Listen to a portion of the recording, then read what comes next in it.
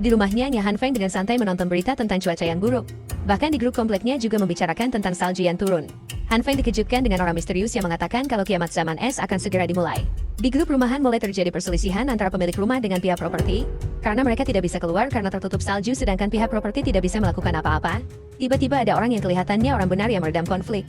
Orang itu bernama Jiang. Walaupun awalnya masih ada yang mempertanyakan siapa sebenarnya Jiang, tapi lama-kelamaan orang-orang mulai percaya kepada Jiang. Bahkan Hyuna juga muncul untuk menarik simpati orang-orang terhadap dia. Tentu saja dengan kemampuan aktingnya, dia dapat dengan mudah mempengaruhi orang-orang itu. Tiba-tiba ada pesan masuk ke ponsel Han Feng. Dan ternyata dari Hyuna. Hyuna mencoba menggoda Han Feng agar Han Feng mau membelikan banyak persediaan untuknya. Han Feng yang sudah tahu sikap asli dari Hyuna, tidak termakan omongan dari Hyuna lagi. Baru 2 hari bencana es terjadi tapi Han Feng sudah mulai bosan. Apalagi kakinya yang belum sembuh total jadinya dia tidak bisa kemana-mana. Han Feng cuma bisa menonton video untuk mengobati rasa bosannya itu. Han Feng kepikiran untuk mencoba menggunakan kekuatannya untuk menyembuhkan kakinya. Tapi ternyata kakinya tidak bisa sembuh dengan kekuatannya itu. Ketika Han Feng menonton video di ponselnya, dia tertidur.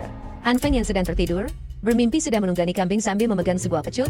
Tapi tiba-tiba dia terlempar dari atas punggung kambing itu dan terjatuh yang menyebabkan kakinya patah seperti di kenyataan. Kambingnya pun langsung menjilati kakinya, kemudian membanting Han Feng menggunakan lidahnya yang tiba-tiba memanjang. Seketika Han Feng pun terbangun dari tidurnya dengan berkeringat. Saat dia terbangun dia merasa kalau kakinya sudah tidak sakit lagi. Dan ternyata benar. Ketika dia coba untuk berdiri, kakinya sudah sembuh.